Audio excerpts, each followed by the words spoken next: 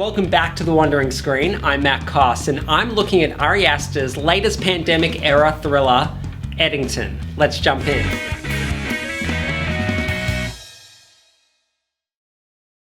With his latest film, Aster trades the grief-soaked hereditary curses for something seemingly more grounded, but still within confined spaces like a small town in the middle of nowhere. Joaquin Phoenix plays a sheriff who has just had about enough in a pandemic-era backdrop we all remember far too well.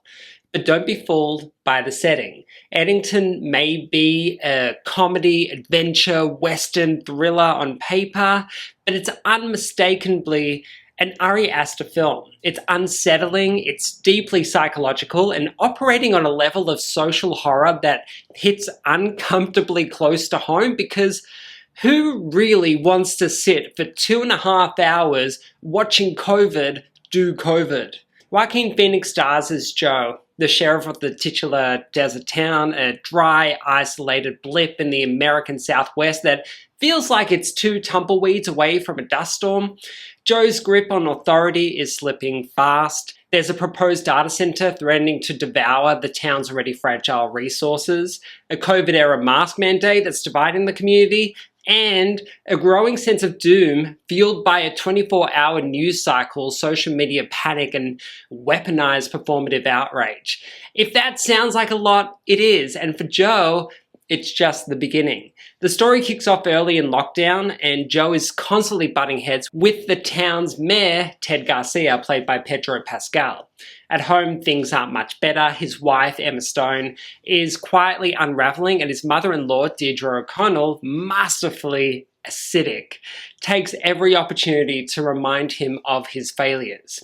Everywhere Joe turns, he's either dismissed, challenged, or outright defeated. And that's where Eddington starts to sink in its teeth.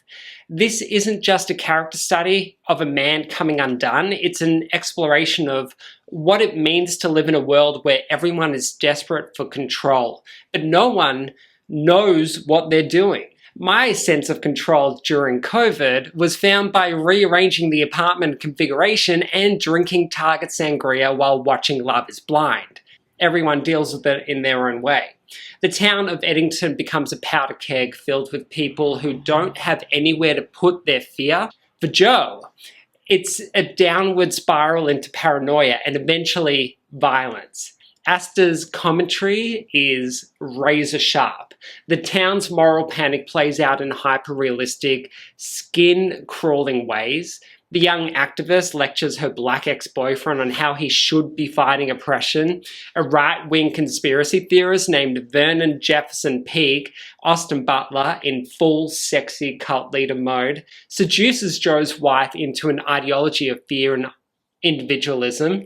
Everyone's living in their own echo chamber, and the louder it gets, the more reality blurs.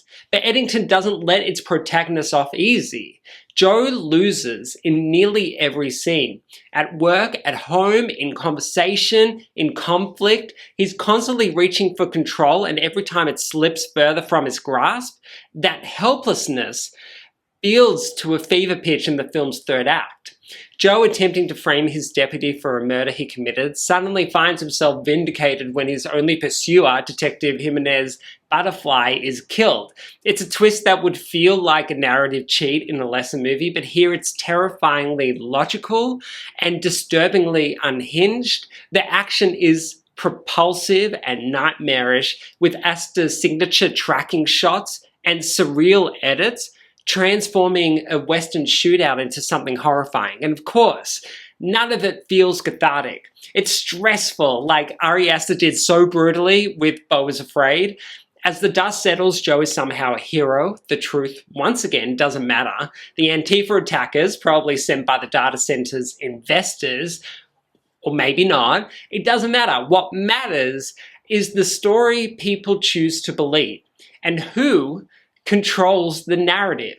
It's no surprise that Phoenix delivers a wildly controlled performance here, more approachable than his turn in Beau is Afraid, but just as devastating.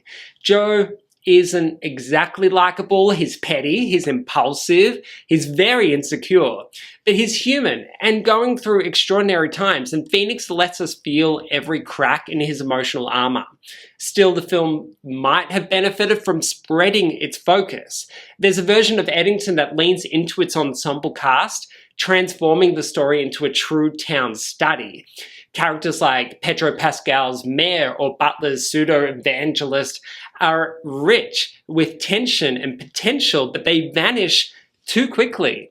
The film hints at broader narrative collisions like family drama, romantic triangles, and political rivalries, but often chooses to isolate rather than intertwine.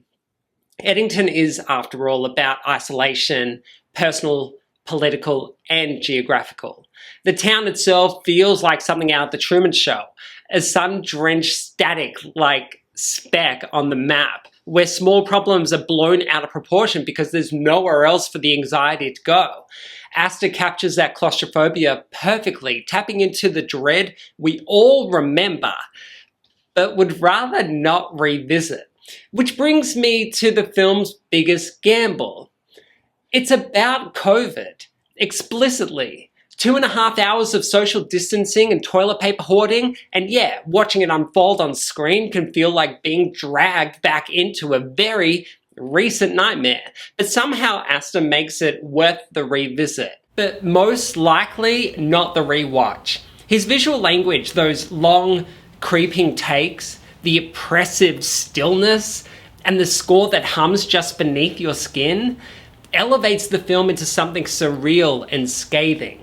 There are moments in Eddington where I question whether I wanted to be watching it. Aster makes us sit in that discomfort, and if Beau is Afraid was about internal chaos, Eddington is about collective madness, and all the more frightening because it feels like it's still happening. In the end, Eddington might not be Ari Aster's most accessible film, but it's one of his boldest. A pandemic western where the virus isn't the villain, the people are. And that's the real horror. You've made it to the end of the video. Thank you so much for watching. Please give this video a like, subscribe for more movie reviews, and let me know in the comments section below, what did you think of Eddington? Was this your favorite Ari Aster film? Until next time, stay wondering.